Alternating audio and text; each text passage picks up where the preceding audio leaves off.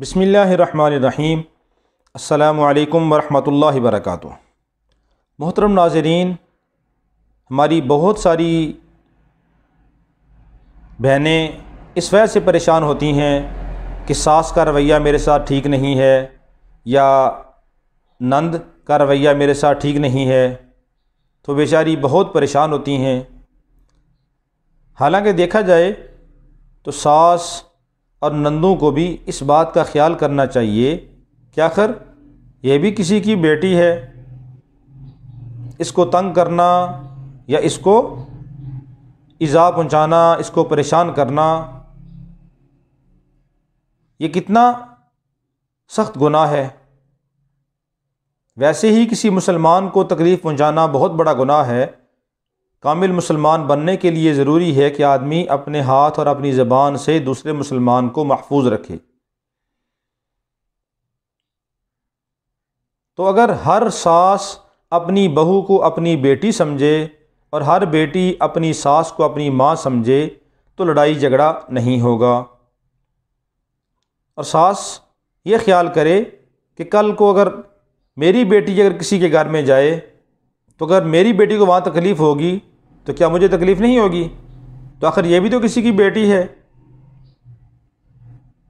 اسی طرح نندیں بھی یہ خیال کریں کہ کل ہم نے بھی کسی کے گھر میں جانا ہے، کل کہیں ایسا نہ ہو کہ ہمارے ساتھ بھی یہی سلوک ہو، کہ ہماری نندیں کل ہمارے ساتھ یہ سلوک کریں۔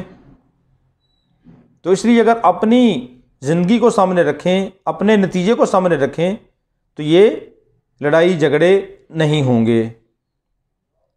اور اگر آپس کے اندر پھر بھی ہوتے ہیں کہ کوئی عورت اپنی ساس سے یا نندوں سے پریشان ہوتی ہے کہ وہ چھوٹی چھوٹی باتیں خاوند کو بیان کر کے تو خاوند کو اس کے خلاف بھڑکاتی ہیں، خاوند آ کے پھر اس کو تنگ کرتا ہے، اس کو مارتا پیٹتا ہے، پریشان کرتا ہے، تو ان پریشانیوں کو ختم کرنے کے لیے آج آپ کو ایک ایسا وظیفہ بتاتا ہوں کہ سورہ بقرہ کی آیت نمبر 137 کا اتنا حصہ پڑھنا ہے، فَسَيَكْفِيكَهُمُ اللَّهُ وَهُوَ السَّمِيعُ الْعَلِيمُ۔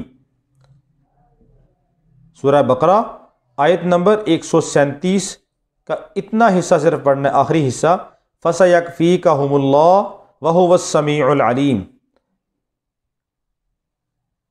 اتنے حصے کو 100 بار پڑھیں،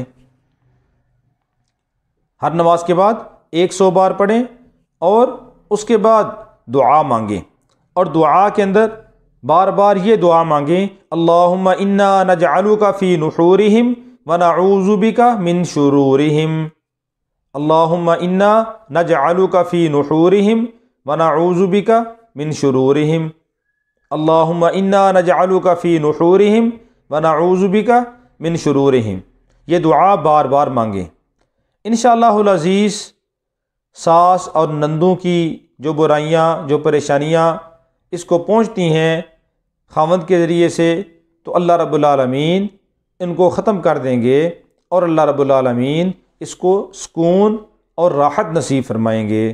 اللہ رب العالمین ہم سب کے گھروں میں چین، سکون، راحت کو پیدا فرمائے۔